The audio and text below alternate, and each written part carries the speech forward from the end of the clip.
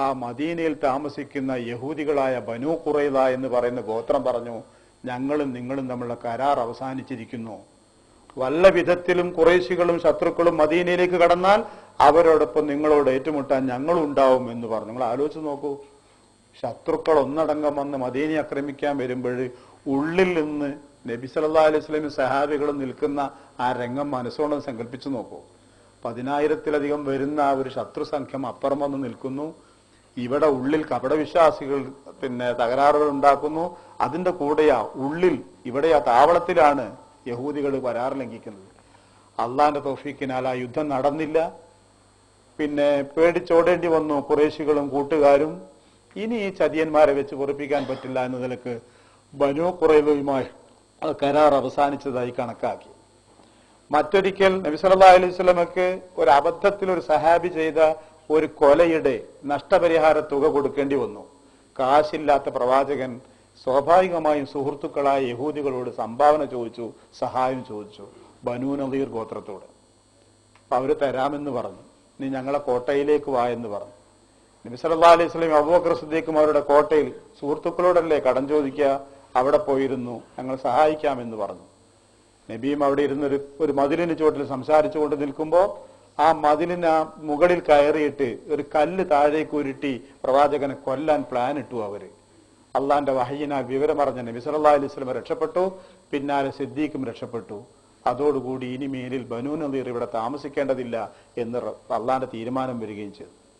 ഞാൻ പറയുന്നത്, യഹൂദികളോട് നബി സല്ലല്ലാഹു അലൈഹി വസല്ലം ഇടപെട്ടത് വളരെ നീതിയാണ്, മനുഷ്യത്വത്തോടു കൂടിയാണ്. പക്ഷെ അവർ ഓരോ തവണ കരാറുകൾ ലംഘിച്ചപ്പോൾ മറ്റൊരവസരത്തിന് കാത്തു നിൽക്കാൻ നബിക്കും പറ്റില്ലായിരുന്നു. അവരെ സ്വഭാവം അറിയാവുന്ന നാഥന്റെ തീരുമാനത്താൽ അങ്ങനെയാണ് അവരവിടുന്ന് തുരത്തുകയോ യുദ്ധം ചെയ്യുകയോ വേണ്ടി വന്നത്. എന്നിട്ടും ഖൈബർ എന്ന് പറയുന്ന അറേബ്യയുടെ ഒരു വശത്ത് അവർക്ക് താമസിക്കാൻ ഇടം കൊടുത്തു പ്രവാചകൻ. യഹൂദികളെ ആരും സ്വീകരിക്കില്ല വർഗത്തെ. മരിക്കും മുമ്പേ നബി സല്ലല്ലാഹു അലൈഹി വസല്ലം വസിയ്യത്ത് പറഞ്ഞു, ഞാൻ മരിച്ചാൽ എനിക്ക് ശേഷം ഖൈബറിലെ യഹൂദികൾ അവിടുന്ന് താമസം മാറ്റണം. കാരണം അവർ ഈ അറേബ്യയിൽ താമസിക്കുന്നത് നിങ്ങൾക്ക് ഗുണകരമല്ല. അതുകൊണ്ടാണ്. എന്തേ നബി സല്ലല്ലാഹു അലൈഹി വസല്ലം ചെയ്യാതിരുന്നത്? കാരണം അന്ന് നബി സല്ലല്ലാഹു അലൈഹി വസല്ലമയുടെ അധീനതയിൽ അറേബ്യ മാത്രമേ ഉള്ളൂ. ഖൈബറിലെ യഹൂദികളെ അവിടുന്ന് തുരത്തി ഓടിച്ചാൽ അവരാരും സ്വീകരിക്കാതെ അനാഥരായിത്തീരും. അത് വേണ്ട. മുസ്ലിങ്ങൾക്ക് വിജയമുണ്ടാവുകയും മറ്റു പ്രദേശങ്ങൾ മുസ്ലിങ്ങളെ കൈവശം വരികയും ചെയ്യുമ്പോഴേ മാന്യമായൊരു സ്ഥലത്ത് മാന്യമായൊരു വിധത്തിൽ ഇവർക്ക് പകരം ജീവിക്കാൻ സൗകര്യം കൊടുത്തിട്ട് മതി കുരുത്തം കെട്ടവരാണെങ്കിലും ഇവരെ വായിക്കുന്നത് എന്ന പ്രവാചകന്റെ നീതി. പിൽക്കാലത്ത് ഖുലഫാഉർ റാഷിദ കാലഘട്ടത്തിൽ സിറിയൻ മേഖല മുസ്ലിങ്ങൾ അധീനതയിൽ വന്നപ്പോ താമസിക്കാനും കൃഷി ചെയ്യാനും പറ്റുന്ന എല്ലാ സൗകര്യങ്ങളോടും കൂടി ഖൈബറിലെ യഹൂദികളോട് മാറി താമസിക്കാൻ വേണ്ടി പറയുകയും ചെയ്തു.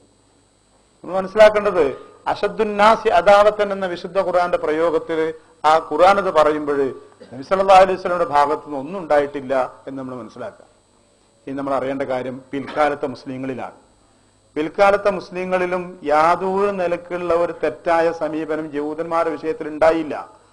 ഖുദ്സ്, ബൈത്തുൽ മുഖദ്ദസ് മുസ്ലിങ്ങളുടെ അധീനതയിലേക്ക് വരുന്നത് ഉമർ ഇബ്നുൽ ഖത്താബ് റളിയല്ലാഹു അൻഹുവിന്റെ കാലഘട്ടത്തിലാണ്. അന്നത് യഹൂദികളുടെ കൈവശം അല്ല, അത് ക്രിസ്ത്യാനികളുടെ കൈവശമാണ്. ക്രിസ്ത്യാനികൾ ചർച്ചയായി കൊണ്ടു നടക്കുകയാണ്. അത് നേടിയെടുത്തു നിങ്ങൾക്കറിയാം. ഒരു യുദ്ധത്തിലൂടെയല്ല. അവിടുത്തെ ബിഷപ്പ്, പുരോഹിതൻ, പ്രധാന പുരോഹിതൻ സമാധാന ചർച്ചയിലൂടെ ഏൽപ്പിച്ചു കൊടുക്കുകയാണ് ചെയ്തത് ഉമർ ഖത്താബ് റളിയല്ലാഹു അൻഹുവിന്. യഹൂദികളുടെ പൊടി പോലും എന്ന് വെച്ചാൽ അവകാശികളായി അവിടെ ഉണ്ടായിരുന്നില്ല എന്നുള്ളതാണ്, താമസിച്ചിരുന്നത് മാത്രം. എന്നിട്ടും ആ പ്രദേശത്ത് യഹൂദികൾക്ക് താമസിക്കാൻ അനുവാദം കൊടുത്തു മുസ്ലിങ്ങൾ. മാത്രമല്ല, യഹൂദികൾക്കും ക്രിസ്ത്യാനികൾക്കും ഈ മുസ്ലിം പള്ളി സന്ദർശിക്കാൻ അനുവാദം കൊടുത്തു. എപ്പോ വേണമെങ്കിലും വരാം സന്ദർശിക്കാൻ. കാരണം 3 മതക്കാരും ബഹുമാനിക്കുന്ന ഒരു പ്രദേശമാണത്. അതുകൊണ്ട് ഒരു ജൂതനെയും ഒരു ക്രിസ്ത്യാനിയെയും ഒരു കാലത്തും മുസ്ലിങ്ങൾ ആ പ്രദേശത്ത് നിന്ന് തടഞ്ഞിട്ടില്ല. വരാനാ പറഞ്ഞത്. വന്നോളൂ, കണ്ടോളൂ, സന്ദർശിച്ചോളൂ എന്നെല്ലാം കൊടുക്കുകയാണ് ചെയ്തത്. ഇനി ഖുർആനിൽ യഹൂദികൾക്ക് ശത്രുത ഉണ്ടാവുമെന്ന് പറഞ്ഞത് ശരിയായി പുലരാൻ വേണ്ടി മുസ്ലിങ്ങൾ ആരെങ്കിലും തന്ത്രപരമായ ശത്രുത ഉണ്ടാക്കുകയാണോ? അതുമല്ല. ഖുർആനിന്റെയും ഈ മുന്നറിയിപ്പുകളൊക്കെ അവഗണിച്ചുകൊണ്ട് എത്ര രാജ്യങ്ങളും രാജാക്കന്മാരും ഭരണാധികാരികളുമാണ് ഈ കഴിഞ്ഞ കുറെ കാലങ്ങളിൽ ജൂതനോട് ചങ്ങാത്തം കൂടാൻ പോയത്. ഇപ്പോഴും അനുഭവം അതാണ്. പലരും ജൂതനോട് ചങ്ങാത്തം കൂടാൻ പോയതാ.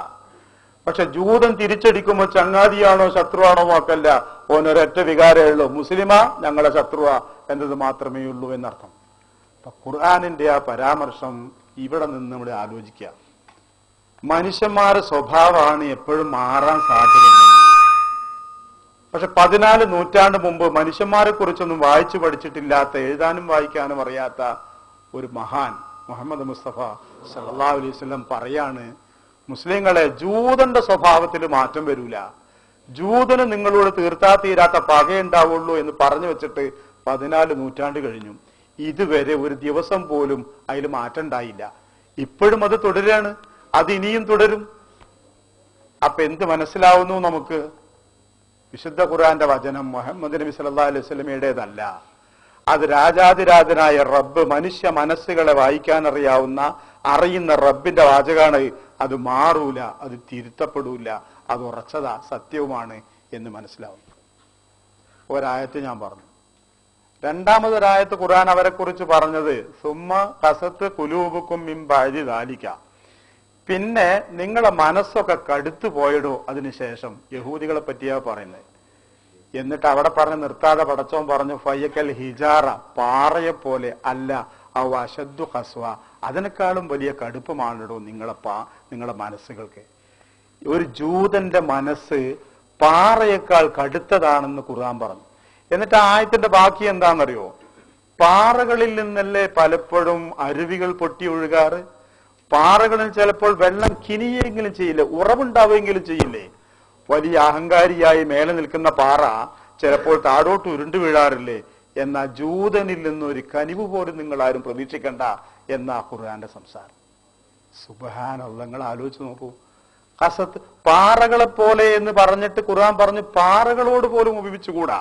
കാരണം പാറക്കെട്ടുകളും ചിലപ്പോൾ വിനയാന്വിതനായി പൊട്ടിയൊഴുകും, അതിൽ നിന്ന് ഉറവുകൾ അല്ലെങ്കിൽ അരുവികൾ അല്ലെങ്കിൽ ഉരുണ്ട് താഴോട്ടെങ്കിലും വരും. ഇതൊന്നും പ്രതീക്ഷിക്കേണ്ട ജൂതന്റെ കാര്യത്തിൽ എന്നാ. പിഞ്ചു കുട്ടികളെ പുറത്തുനിന്ന് വെടിവെക്കുക, ആ കുട്ടിയെ ജീവനുള്ള നായകളെ കൊണ്ട് കടിപ്പിക്കുക, ജീവനുള്ള കുട്ടിയെ, അവന്റെ അംഗങ്ങൾ അവയവങ്ങൾ ഈ ജീവനുള്ള കുട്ടിയെ നായ കടിച്ചു തിന്നുമ്പോൾ ബാക്കി മരിച്ചു വീഴുന്ന ആ കുട്ടിയുടെ ജഡം ഈ നായക്ക് തിന്നാൻ കൊടുക്കുക. അപലകളായ പെണ്ണുങ്ങളുടെ പിറകെ പട്ടാളത്തിന് നായ്ക്കളെ പറഞ്ഞയക്കുക. ആ നായ്ക്കൾ ഈ പെണ്ണുങ്ങളെ കയ്യും വിരലുകളൊക്കെ കടിച്ചു മുറിക്കുക, അപമാനിതമാക്കുക. അഭയാർത്ഥികളായ ആളുകൾക്ക് താമസിക്കുന്ന സ്ഥലങ്ങളിൽ ബോംബ് വർഷിക്കുക. പിന്നെ ഈ ആശുപത്രികളിലും അതുപോലെ സ്ഥലങ്ങളിലുമൊക്കെ സിവിലിയൻസ് താമസിക്കുന്ന സ്ഥലങ്ങളിലൊക്കെ താഴ്ന്നുകൂടി നടന്ന് പിന്നെ ഹെലികോപ്റ്ററുകളും ഉപയോഗിച്ചുകൊണ്ട് പിന്നെ ഈ ആയുധങ്ങൾ വിതറുക, നശിപ്പിക്കുക. വൈറ്റ് ഫോസ്ഫറസ് പോലെയുള്ള അതിമാരകമായ എന്തിമ തൊട്ടാലും ആ സാധനങ്ങൾ നശിക്കുക ചെയ്യാം. മനുഷ്യന്റെ ശരീരത്തിലേക്കൊക്കെ പറ്റിയാൽ വൈറ്റ് ഫോസ്ഫറസിന്റെ എല്ലുകൾ വരെ നുരുമ്പിപ്പോകുന്ന ആ ജാതി അന്താരാഷ്ട്ര തലത്തിൽ ഉപയോഗിക്കാൻ പാടില്ലെന്ന് പറഞ്ഞിരിക്കുന്ന എല്ലാം ഉപയോഗിക്കുക. ഇത് ന്യായീകരിക്കാനല്ല ഞാൻ സംസാരിക്കുന്നത്, നിങ്ങൾക്കറിയാലോ. പടച്ചോന്റെ ഒരു വാക്കുണ്ട്, ഖസത്ത് ഖുലൂബുക്കും മിൻ ബഅദി ദാലിക ഫയക്കൽ ഹിജാറ ഔ അശദ്ദു ഖസ്വ. എന്തെങ്കിലും ഒരു കനിവ് ഒരു ജൂതന്റെ വശത്തുനിന്ന് ഉണ്ടാവുമെന്ന് നിങ്ങളാരും പ്രതീക്ഷിക്കണ്ട. ആ ജൂതൻ ഇസ്രായേലിലായാലും തിരക്കടില്ല, ആ ജൂതൻ അമേരിക്കയിലായാലും തിരക്കടില്ല, ആ ജൂതൻ ബ്രിട്ടനിലായാലും തിരക്കടില്ല, ആ ജൂതൻ ആരായിരുന്നാലും തിരക്കടില്ല, അവന്റെ മനസ്സിൽ മാറ്റം ഉണ്ടാവില്ല എന്ന് ഖുർആൻ പറഞ്ഞെന്ന് എത്ര അർത്ഥവത്തായിട്ടാണ്. അവർക്കതിൽ ലജ്ജയില്ലല്ലോ നാട്ടുകാരറിയുന്നതിൽ ഞങ്ങൾ ചെയ്തതാണെന്ന് അവർ പറയുന്നത്. ഒരിക്കലും ഒരു മാപ്പോ ക്ഷമയോ അവർ പറയാൻ